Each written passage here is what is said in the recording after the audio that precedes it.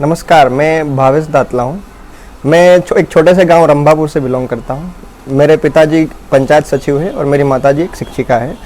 और हाल ही में मैंने गेट 2020 एग्ज़ाम में 19वीं रैंक प्राप्त की है। और उसके अलावा मैं मेरे ज़िले का दूसरा फूड प्रोसेस इंजीनियर हूँ।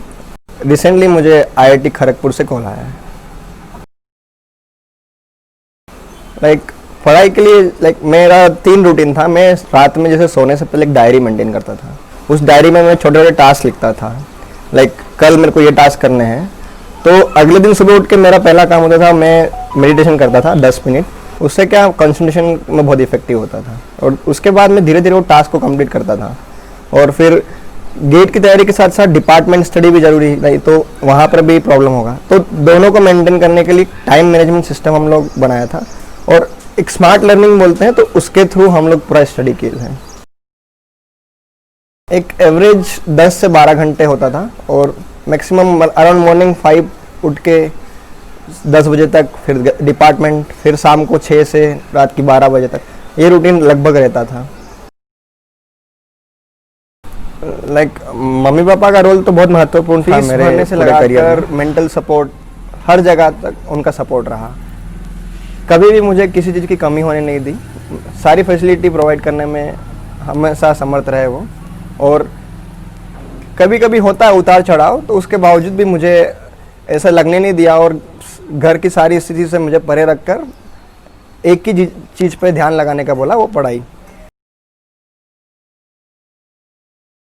मैं बचपन से ही Saint Arnold English medium Meghnagar school से पढ़ा हूँ। और उसके बाद मैंने कोटा में तैयारी की थी। और उसके बाद ICAR 2016 में मेरी ऑल इंडिया रैंक 201 थी, जिसके कारण मुझे केंद्रीय कृषि विश्वविद्यालय मणिपुर, जो कि इंडिया का पहला कृषि विश्वविद्यालय है, उसमें मेरा चयन हुआ food process engineering BTech degree के लिए। उसके बाद मैंने IIT के लिए एग्ज़ाम दी और MTech के लिए मैं IIT खड़गपुर में मेरा सिलेक्शन हुआ है। बहुत अच्छा लग रहा। मैं अपने बच्चे के लिए बहुत गर्व महसूस करती हूँ।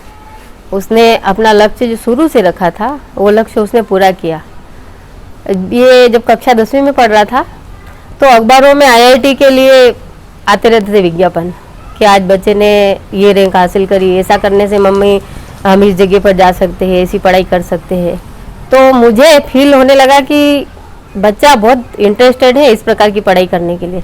उस समय हमारी आर्थिक स्थिति थोड़ी कमज़ोर थी, हमारे पति भी थोड़े से परेशानी में थे।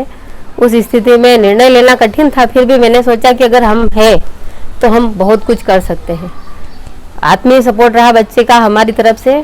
और उसको जब जब भी कोई भी परेशानी आई, तो मैंने उसको एक ही बात बताई कि ज़िंदगी में है, कई बार हमको उतार चढ़ाव आते हैं, कई प्रकार के प्रेरणादायक प्रसंग भी बताए उसको, और उसे अपने लक्ष्य को हासिल करने के लिए मैंने हमेशा समझाती रहे।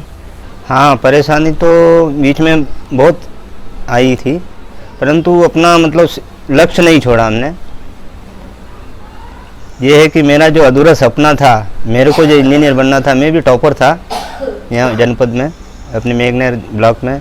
बाकी वो स्थितियाँ, अपने पारिवारिक स्थिति खराब होने के कारण मैं आगे नहीं पढ़ पाया। उसको देखते हुए मैंने इसको शुरू से ही अच्छे जगह पहुँचाने के लक्ष्य बनाए।